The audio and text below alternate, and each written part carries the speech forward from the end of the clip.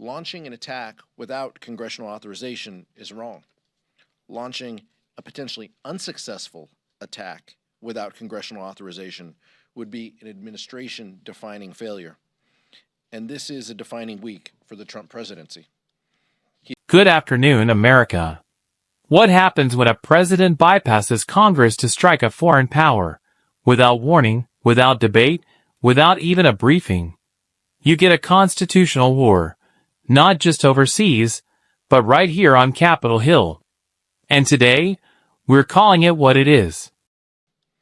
He has asked Republicans to put the unpopular One Big Ugly Bill on his desk by July 4th so that he can celebrate Independence Day by throwing 16 million people off of their health insurance to pay for billionaire tax breaks that explode the deficit by over $3 trillion. And now he's putting American troops in harm's way in the Middle East after promising that he'd restore peace. The American people want a steady hand at the wheel and to fight back. I'm proud to launch the House Democratic Caucus National Security Task Force, co-chaired by Representatives Jason Crow, Maggie Goodlander, and Derek Tran. And we want to thank co-chair Mikey Sherrill, who can't be with us here today. The members leading this task force will draw on their patriotism, expertise, and commitment to service by providing the leadership that Donald Trump and the rubber stamp Republicans lack the courage and moral clarity to deliver. Vice Chair Ted Lieu. Thank you, Chairman Aguilar. I'm pleased we're joined today by veterans Jason Crow, Maggie Goodlander, and Derek Tran. Like Chairman Aguilar said, it is completely unacceptable that the administration is unwilling to brief the House of Representatives on the strikes in Iran. It has been a long-standing bipartisan goal of both Democratic and Republican administrations to prevent Iran from acquiring a nuclear weapon. The Iranian regime is a theocratic, autocratic regime. If they had nuclear weapons, they could launch them at U.S. bases, U.S. military interests, and at Israel. And we have to make sure this regime never acquires a nuclear weapon. At the same time, I believe the Constitution means what it says. Only Congress has the power to declare war. I publicly stated at the time that Obama needed congressional authorization to strike Syria. I believe Trump needs congressional authorization to strike Iran. My view of the Constitution does not change based on what party the president happens to belong to. Now, there's some other news that happened today, including that consumer sentiment declined again. And what we know is that the economic policies of Donald Trump and the Republicans are harming Americans, and the American people know it. Inflation has increased. Grocery prices have increased. People are having difficulty making ends meet.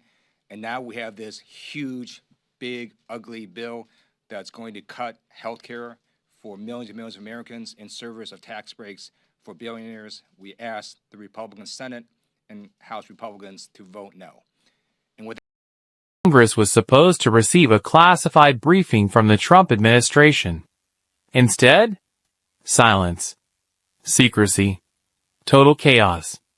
The White House left lawmakers in the dark. And that's not just a breakdown in communication. That's a breakdown in constitutional duty. You cannot launch missiles while dodging accountability. You cannot endanger U.S. troops while avoiding Congress. And you definitely cannot celebrate July 4th by throwing 16 million Americans off their health care just to feed billionaire tax breaks. So today, Democratic leaders, from veterans to intelligence officers, are demanding the one thing the White House fears most: truth. This isn't just policy. It's personal. These are veterans who buried friends, seen war up close, and know what reckless power looks like. Let's talk about war powers. Article 1 of the Constitution gives Congress the power to declare war. Not the president. Not the Pentagon. Congress. And every time that authority is ignored, America pays, in lives, in dollars, in trust. You cannot bomb your way out of bad diplomacy. You cannot launch a war and hide behind executive privilege. Congress wasn't created to be a rubber stamp. It was created to be a check on presidential power. And we're here to cash it.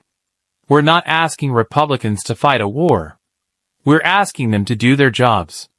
Stand up, speak out, and stop giving Trump a blank check to rewrite the Constitution in his image. Because this country isn't run by monarchs. It's run by people. Families who pay the taxes. Soldiers who carry the weight. Voters who deserve the truth. And when leaders lie or hide the facts, democracy dies in darkness. This isn't just about Trump. It's about power, accountability, and the future of American democracy. The constitutional war has already started. The only question is, who's going to fight back?